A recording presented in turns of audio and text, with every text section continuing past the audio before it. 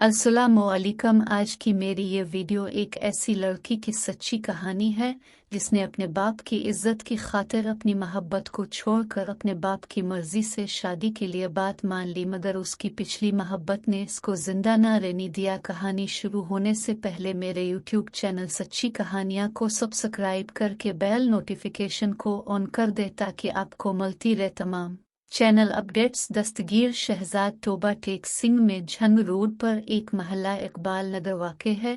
इसी महल्ले में राना इकरार रहते थे। शहर से लगी हुई राना इकरार की ज़रख़ेज़ ज़मीन थी। राना इकरार ने अलिफ सीन किताब पर बोरिंग कर रखी थी, साथ ही अमरूदिनुल जैसे फलदार दरख्त भी लगा रखे थे।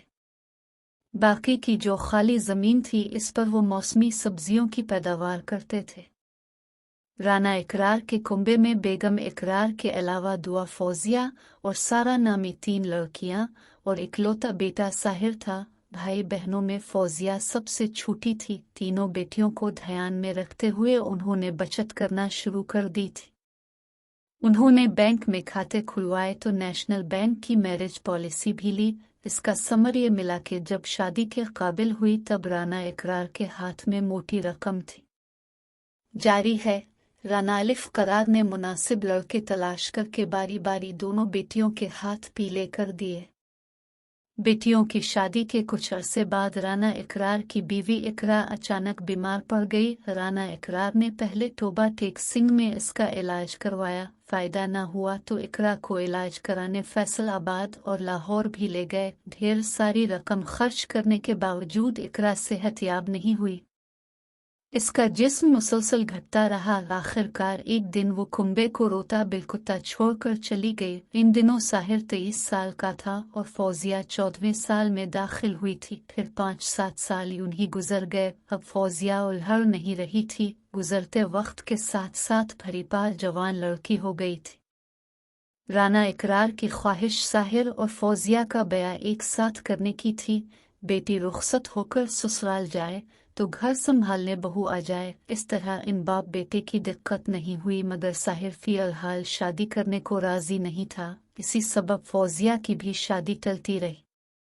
राना इकरार बेटी बेटे के लिए कुछ और ख्वाब बन रहा था। उधर फौजिया के ख्वाबों में शाजीब बस गया था और वो इसके साथ जिंदगी गुजारने के ख्वाब देखने लगी थी। शाजीब पड़ोस में रहने वाले मोहसिन का बेटा था और मंडी में सब्जी की आड़त करता था और खूब शान से रहता था।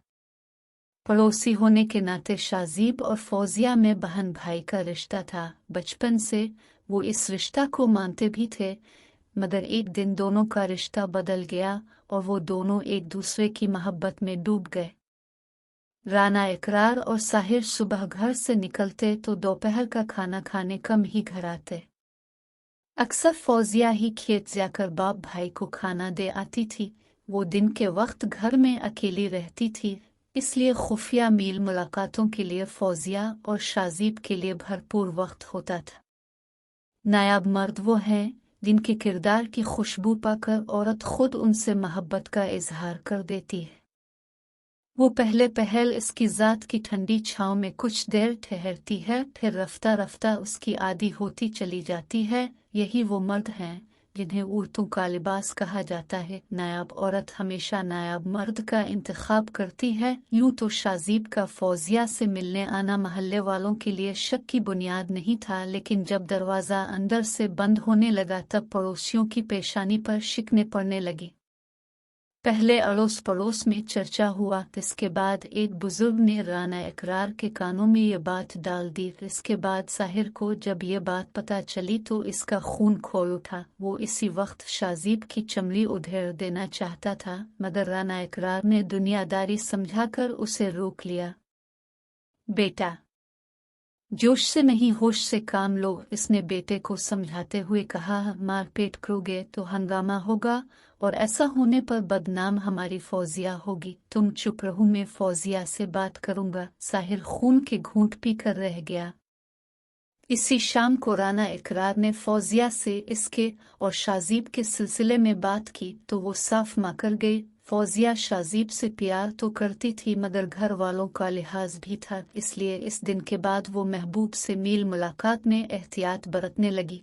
नफस वो भूखा कुत्ता है जो इंसान से गलत काम करवाने के लिए इस वक्त तक भौंकता रहता है जब तक वो गलत काम करवा ना ले, और जब इंसान वो काम कर लेता है तो ये कुत्ता सो जाता है, लेकिन सोने से पहले ज़मीर को जगा देता है। दूसरी तरफ साहिर को फौजिया के बयान पर यकीन नहीं आया था। पैदावार फरोख्त करने वो मंडी जाता ही था, इसलिए इसने शाजीब पर नज़र रखना शुरू कर दी। इसी दौरान साहिर ने नोट किया कि शाजीब पहले किसी से फ़ोन पर खुफिया तौर पर बात करता है, फिर मंडी चला जाता है।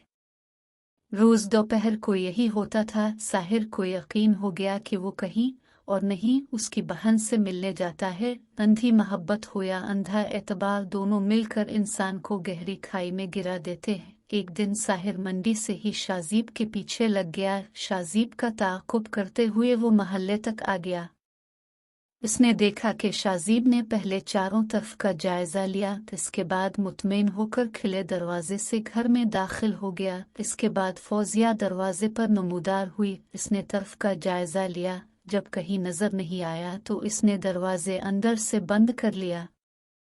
साहिर शाजीब को अपनी बहन की इज्जत से खेलने का वक्त नहीं देना चाहता था, इसलिए वो फौरन दरवाजे पर जा पहुंचा और जोर जोर से कुंडी पीटना शुरू कर दी। कुछ मिनट तो लगा, मगर फौजिया ने बदहवासी के आलम में दरवाज़ा खोल दिया। साहिर ने इसे खूब पीटा।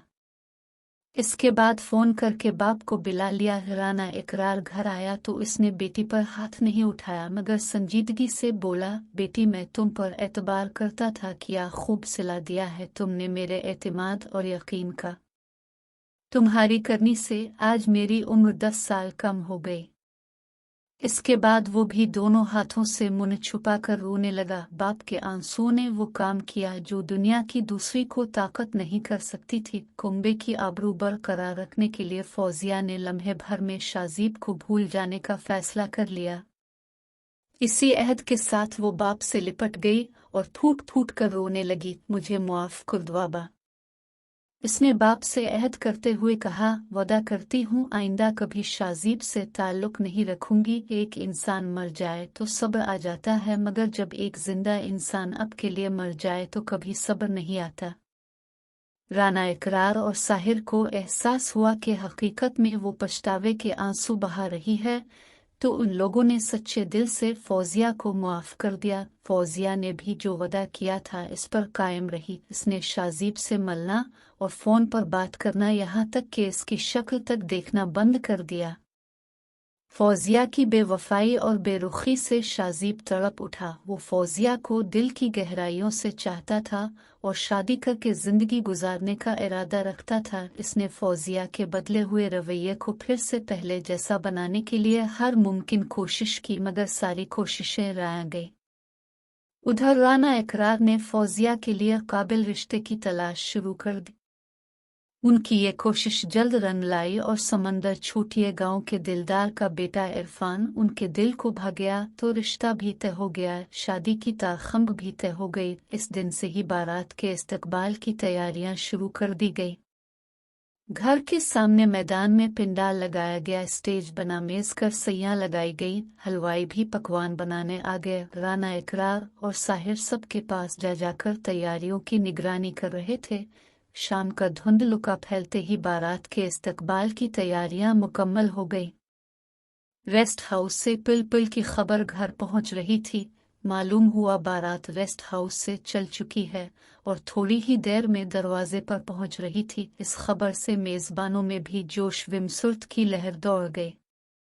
वालिदैन कभी गलत नहीं होते, अगर उनसे गलत फैसले भी हो जाएं तो उनकी नीयत साफ होती है और उन्हीं की दुआओं से तकदीरें बदल जाती हैं।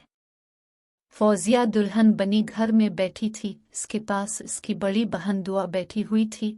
बारात की आमद की खबर सुनते ही फौजिया ये दुआ से बोली, बाजी मुझे रफ हाजत के लिए जंगल जाना है।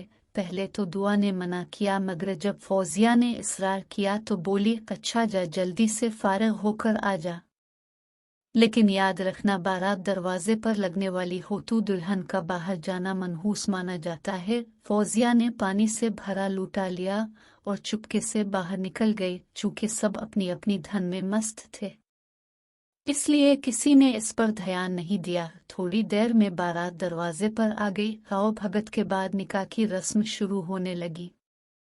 दूल्हा के बाद फौजिया से दस्तखत कराने की बारी आई, लेकिन दुल्हन तो वहां थी ही नहीं। दुआ की जान मुसीबत में थी। घर से कुछ फासले पर एक सुनसान मकाम पर फौजिया जमीन पर पड़ी तड़प रही थी और दोनों हाथों से उसने पेट के जख्मों को दबा रखा था, फिर भी खून तेजी से बह रहा था। टाश की रोशनी में लोगों ने फौजिया को देखा तो साहिर ने दौड़कर इसका सर अपनी गोद में रख लिया। सब लोग परेशान हो गए कि आखिर दुल्हन कहाँ गायब हो गई। हर तरफ तलाश शुरू हो तो फौजिया की हालत लम्हा बा लम्हा बिगड़ रही थी। इसलिए इना फना इसे करीबी अस्पताल ले जाया गया, जहां इब्तिदाई मुआयने में ही इसे मुर्दा करार दे दिया गया। फौजिया की मौत की खबर आते ही बारात दोबारा वापस बस में सवार होकर लूट गए बगैर दुल्हन के। हादसे की इत्तला पुलिस को दे दी गई तो मिनटों में इलाकाई थाना सिविल लाइन के इंचार्ज इंस्पेक्टर राहील मा दीगर पुलिस वालों के साथ मौके पर पहुंच गए।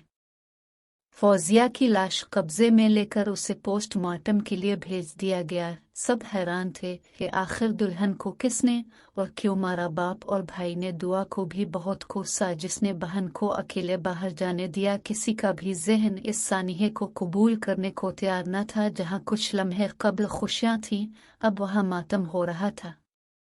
FIR नामालूम मुल्जिमान के खिलाफ कटी, मगर पुलिस ने साहिर से तफसीलात लेने के बाद शाजीब को शामिल तफ्तीश करने का फैसला किया। 6 रोज बाद पुलिस ने शोरकोट मोड़ से शाजीब को गिरफ्तार कर लिया। इससे पूछगुछ की गई तो इसने बताया, मैं सच्चे दिल से फौजिया को चाहता था, लेकिन वो अपने घर वालों के बहकावे में आकर बेवफा हो गई थी। इसलिए शादी वाले दिन मैंने इसे मिलने के लिए बुलाया।